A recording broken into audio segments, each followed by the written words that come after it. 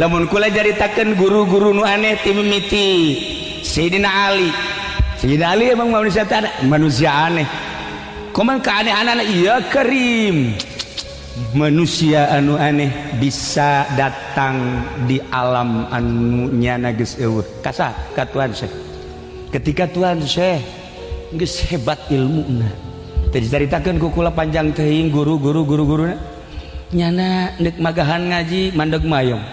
Setelah mandeg mayong nyana ngadua ka Gusti Allah, ya Allah ya Rabb, abdi teh hayang dakwah tapi kok ieu hate ciut. Dengan sekejap mata Kangjeng Nabi hadir lain mimpi, Masya Allah. Ya jadi cekang Tuhan teh cepeluk cek Kangjeng Nabi ilmu gara pagahkeun ka masyarakat, luhurkeun agama Allah, kalimatun thayyibah la ilaha illallah, nu perlu syariat nu perlu tariqah nu perlu hakikat jung laksanakeun.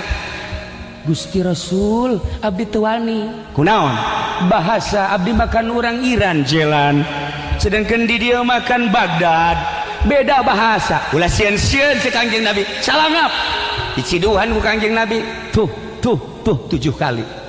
Tok berangkat ngajar.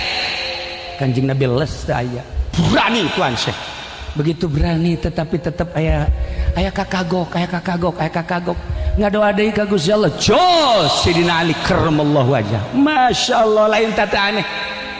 Sayyidina Ali teh geus 450 tahun berarti nyana di alam kubur tapi ngawujud. Hei Abdul Qadir, calangap deui, calangap ciduhan deui ku Sayyidina Ali. Tuh genep kali pagahkeun ilmu. Cik Tuan Syekh kok ngan genep teu 7 ta'adduban kaula adab sebab Kangjeng 7 masa kaula kudu 7 genep. Ya Allah ya Rabb, manusia aneh Sayyidina Ali bisa nyiduhan jelema anu keur cancaya, bisa nyiduhan jelema anu keur mangmang, bisa nyiduhan jelema anu boga kasieun. Ciduhan ya Allah, besi ente ku ari boga kamangmangan minta ciduh coba minta diciduhan ka Haji Pendi tuh asana pae harita kana ciduhna manjur jasa kotok gambar ciduhnya na pae.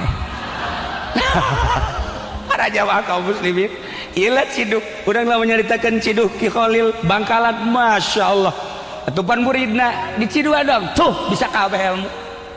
Eta ciduh kiai anu berpangkat wali Allah lain sembarangan.